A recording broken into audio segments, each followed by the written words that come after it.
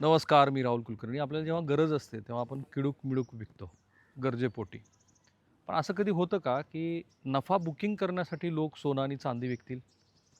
असं झालंय. इनफॅक्ट होतंय.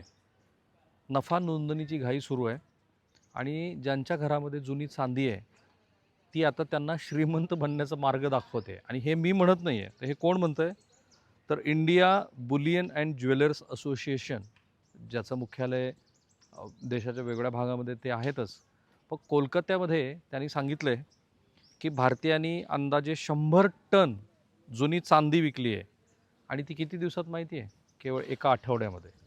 एका आठवड्यामध्ये 100 टन चांदी विकण्याचा हा विक्रम, हा ठीक आहे देश आपला सोन्याची चिडिया होता वगैरे, तेव्हापासून आजपर्यंत तरी झाला आहे की नाही मला माहिती नाही. म्हणून मी ते सगळे तपशील नीट अभ्यास केला आणि लक्षात आलं माझ्या की हे असंच होणार आहे. कारण चांदीचे दर किती जातील एक अंदाज आहे. सोन्याचे दर पण आता साधारणपणे 1.5 लाख रुपये तोळे जातील असं म्हणतात.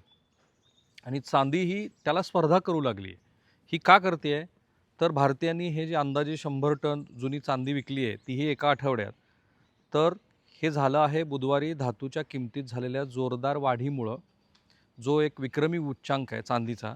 सामान्यतः दरमहा 10 ते 15 टन जुनी चांदी भारतीय बाजारामध्ये येते आणि बुधवारी जेव्हा आठवड्याचे आकडे संपले तेव्हा लक्षात आलं की 10 ते 15 नाही, त्याच्या 5 पट 10 पट म्हणजे जवळपास 100 टन चांदी लोकांनी विकली, घरातनं काढून काढून विकली. आता हे IBJA चे जे राष्ट्रीय सचिव आहेत सुरेंद्र मेहता यांनी नफा नोंदणी आणि सध्याच्या लग्नसराई आणि सुट्टीच्या प्रवासाच्या कारणामुळं रोख रकमेसाठी घरगुती असलेली मागणी, ह्या गोष्टीचा सगळा विचार करू. मग एकीकडे बाजारात चांदीची मागणी वाढली, दुसरीकडे माझ्याकडं सोनं आहे, मी कधी सोनं वापरेन माहीत नाही, पण घरात आहे जुनं सोनं. तर त्यामुळं लोकांनी काय काय विकलं, जे काही स्क्रॅप आले त्याच्यामध्ये चांदीची भांडी, चांदीचे ताट, चांदीचे चमचे, चांदीच्या वाळ्या, चांदीचे अलंकार, ह्या सगळ्यांचा समावेश आहे एका आठवड्यात 100 टन. आणि IBJच्या आकडेवारीनुसार बुधवारी किरकोळ बाजारात चांदीनं प्रति किलो 1,78,684चा विक्रमी आकडा गाठला. गुरुवारी किंमत 1,75,730पर्यंत खाली आली. तरी ती अलीकडील निचांकापेक्षा सुमारे 20% जास्तच आहे आणि त्यामुळं नफा कमवण्याची ही जी घाई आहे, ज्यांच्याकडे चांदी आहे, ती आणखी वाढू शकते आणि भविष्यामध्ये चांदीच्या किमतीचा टप्पा हा जर 2 लाख रुपये पर्यंत पोचला, तर मग मग मात्र चांदी ही सगळ्यात जास्त विकली जाणारी कमोडिटी बनेल. चांदीची किंमत प्रति किलो 1,78 लाख वरती पोचली आहे. धातू 2026पर्यंत 2 लाख रुपये किलोचा स्पर्श करू शकतो. जागतिक पुरवठा त्याच्यामध्ये कमतरता आहे, त्यामुळे हे घडतं आहे. 2025चं उत्पादन आहे 813 दशलक्ष औंस, ते त्याचंच तिथं स्थिर आहे. हा चांदी आणि सोन्यामध्ये एक फरक आहे. चांदीची निर्मिती केली जाऊ शकते मटेरियलचा वेगळा वापर करून. पण सध्या काय झालं आहे, आयफोन्स असतील, वेगळे फोन्स, त्याच्यानंतर बॅटऱ्या, सोलारसाठीच्या काही गोष्टी, त्याच्यासाठी चांदी मोठ्या प्रमाणामध्ये लागते आणि मग हे जे भौतिक तुटीचं सध्याचं कारण आहे, त्यामुळे चांदीनं 2024मध्ये प्रति किलो 86,005 वरून जो दुप्पट वेग सध्या गाठला आहे, त्यामुळं आता प्रत्येक ठिकाणी चांदी चांदी चांदी असं लोक म्हणत आहेत. आता सार्वजनिक क्षेत्रातल्या बँकेकडून ह्या संदर्भामध्ये पण काही कॉशनरी नोट जारी केलेली आहे. गुरुवारपर्यंत रुपया जो 90 रुपये 42 पैशाच्या ऑल टाईम नीचांकावरती पोहोचला आहे, त्यामुळं सुद्धा चांदीला तेजी आलेली आहे.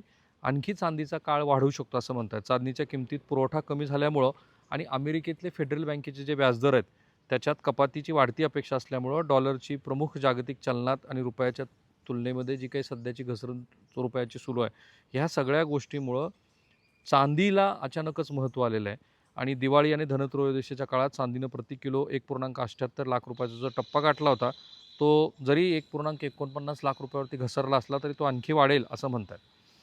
आता वेगवेगळ्या लोकांनी त्यांचे वेगवेगळे म्हणजे जे चांदी आणि सोन्याच्या व्यापारामध्ये आहेत, त्यांनी असं म्हटलं, म्हणजे मोतीलाल ओसवाल फायनान्शियल सर्व्हिसेसमधले चांदी संशोधन विभागाचे प्रमुख आहेत नवीन दमानी, यांनी म्हटलं की वाढत्या पुरवठा तुटीमुळं ही तेजी पुढेही वाढेल.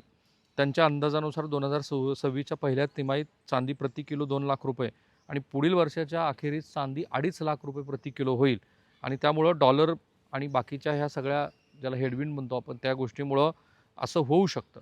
वॉशिंग्टनला जे सिल्वर इन्स्टिट्यूट आहे, त्यांच्या म्हणण्यानुसार 2020 चांदीच्या जागतिक मागणीनं पुरवठ्याला मागं टाकलं आहे. बहुतेक चांदीचं खनन हे सोने, शिसे किंवा जास्त खनन उपउत्पादन म्हणून केलं जातं. परंतु या धातूचं खनन वाढवल्याशिवाय आता चांदीचा पुरवठा काही वाढणार नाही आहे. 2025मध्ये खाणकाम करून मिळणाऱ्या चांदीचा पुरवठा 813 दशलक्ष औंसवर स्थिर राहिला होता. मेक्सिको आणि रशियातले वाढलेले उत्पादन, पेरू आणि इंडोनेशियातील जी काही उत्पादनाची घसरत होती, ती मेक्सिको आणि रशियाने भरून काढल्यानंतर सुद्धा ही परिस्थिती आहे आता आपल्याकडे. लंडन, शांघाय आणि अमेरिकेतल्या प्रमुख केंद्रातील साठा, ज्याला आपण इन्व्हेंटरीज म्हणतो, तो अत्यंत कमी राहिला आहे. चांदी भौतिक तुटीच्या म्हणजे फिजिकल डेफिसिटच्या 5व्या सलग वर्षात गेली 5 वर्ष जागतिक मागणी वाढते आणि चांदीचा पुरवठा कमी होत चाललेला आहे. त्याचवेळी सौर उत्पादन, मी जे आधीच म्हणालो तसं तुम्हाला, सोलार मॅन्युफॅक्चरिंग, इलेक्ट्रॉनिक्स आणि इतर स्वच्छ ऊर्जा तंत्रज्ञान, क्लीन एनर्जी टेक्नॉलॉजी, त्यासाठी चांदीची मागणी वाढते. आता एका अहवालानुसार, मोतीलाल ओसवालचा जो अहवाल आहे तो मी सांगितला, दीर्घकालीन वाढ सांगितली, विश्लेषकांचं मत सांगितलं. भारतामध्ये सध्या सर्वाधिक साठा असलेले राज्य कोणतं आहे, तर भारतातली राजस्थान हे सगळ्यात जास्त साठा असलेलं, जवळपास 86% चांदीचा साठा एकट्या राजस्थानमध्ये. राजस्थानातल्या उदयपूर, भिलवाडा आणि अजमेरजवळच्या खाणी चांदीच्या उत्पादनासाठी प्रसिद्ध आहेत. राजस्थाननंतर आंध्र प्रदेश, तेलंगणा या राज्यामध्ये सुद्धा चांदीचं उत्पादन घेतलं जातं. भारतात जवळपास 92% चांदी आयात केली जाते आणि 1961च्या आयकर कायद्यानुसार तुम्ही तुमच्या घरात कितीही चांदी म्हणजे नाणी, दागिने, भांडे साठवू शकता. त्यावर कोणतीही मर्यादा नाही. पण विक्रीतून मिळणाऱ्या भांडवली नफ्यावर, ज्याला कॅपिटल गेन म्हणतो आपण, तो मात्र कर लागू होतो. चांदीच्या गुंतवणूक करण्याच्या दृष्टीनं बरीचशी माहिती सध्या वेगवेगळ्या ठिकाणी उपलब्ध आहे. औद्योगिक मागणी, मागणीतली वाढ, पुरवठा आणि तूट, भौतिक तूट, महागाईपासून संरक्षण, अशा सगळ्या कारणामुळे चांदीची आपल्याला वाढ होताना दिसते. आता ह्या सगळ्याचा लसावी काय? तर लसावी हाच आहे की एकीकडे डॉलरच्या तुलनेनं रुपया घसरतो, म्हणजे स्वस्त होतोय. ₹100 तुमच्या खिशात आहेत, पण त्याचं आत्ताचं जागतिक मूल्य किती आहे? तर ते फार फार तर 98-99 असायला पाहिजे होतं, जेवढा आपल्या GDPचा क्वांटम आहे. 8.2% आपण ग्रोथ रजिस्टर करतोय. आजही निफ्टी आणि सेन्सेक्स असं वेगाने वाढताना दिसतो आपण. तरीसुद्धा आपल्या रुपयाचं मूल्य ₹84वरती आहे. तिकडे अमेरिकेमध्ये फेडरल बँक त्याचा व्याजाचा दर हळूहळू कमी करत चाललेली आहे. रशिया युक्रेनचं युद्ध थांबायचं नाव घेत नाही आहे. भारतातनं सगळ्यात जास्त जरी आपला विकासाचा दर नोंदवला असला तरी जागतिक तुलनेमध्ये भारताच्या GDPचा वाटा, ज्याला क्वांटम म्हणतो आपण, तो छोटा आहे. म्हणजे चीन हा जरी 3.5% वाढत असला तरी चीनचा क्वांटम जागतिक अर्थव्यवस्थेमध्ये जवळपास 16% आहे. त्यामुळे 16% वस्तू 3.5% वाढणं आणि 2%ची वस्तू 8.2% वाढणं, हा सगळा मोठाच तफावतीचा भाग असतो.